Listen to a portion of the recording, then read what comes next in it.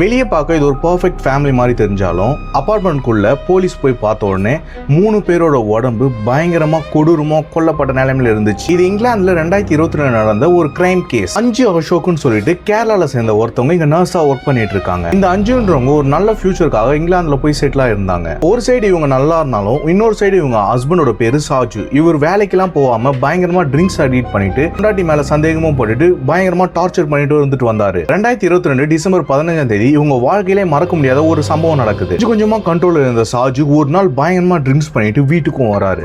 வீட்டுக்கு வந்து நார்மலா ஃபேமிலி கூட சண்டை நடக்கல, அந்த மாதிரி ஒய்ஃப் கூட சண்டை போட்டுட்டு இருந்தாரு. கொஞ்சம் கூட யாருமே எதிர்பார்க்காம தன்னோட 6 வயசு பையன் ஜீவாவை ஒரு கத்தியால கொலை பண்றாரு. ஒய்ஃப் கத்தல பக்கத்துல இருந்தவங்க ஓடி வரதுக்குள்ள இவர் ஒய்ஃபையும் கொலை பண்ணிடுறாரு. அதுக்கப்புறம் இவர் கொலை பண்ணிட்டு அந்த இடத்த விட்டு போய் ஒளிஞ்சிக்கிறாரு. போலீஸ்லாம் வந்து அக்கம் பக்கத்துல எல்லாம் கேட்கும் போது தெரியல, ஏதோ சவுண்ட் கேட்ட மாதிரி இருந்துச்சு, நாங்கெல்லாம் வரதுக்குள்ள வீட்டுல யாருமே இல்ல, இந்த மாதிரி கொலை நடந்ததை வச்சுதான் நாங்க உங்களுக்கு கால் பண்ணோம் அப்படின்னு போலீஸ் கிட்ட நெய்பர்ஹுட் சொல்றாங்க. இதை கேட்ட போலீஸ் கம்ப்ளைண்ட் ரெஜிஸ்டர் பண்ணி அவரை கண்டுபிடிக்க ட்ரை பண்றாங்க. அவரை 2 நாளைக்கு அப்புறம் கண்டும் பிடிச்சிடுறாங்க. ஏன் நீ கொலை பண்ண அப்படின்னு கேட்கும்போது என்னோட ஒய்ஃப் பயங்கர டார்ச்சர் பண்ணாங்க, அதனால தான் நான் கொலை பண்ணேன்னு சிம்பிளா சொல்றாரு. இந்த ஒரு கேஸை பத்தி நீங்க என்ன நினைக்கிறீங்கிறத கமெண்ட்ல சொல்லுங்க.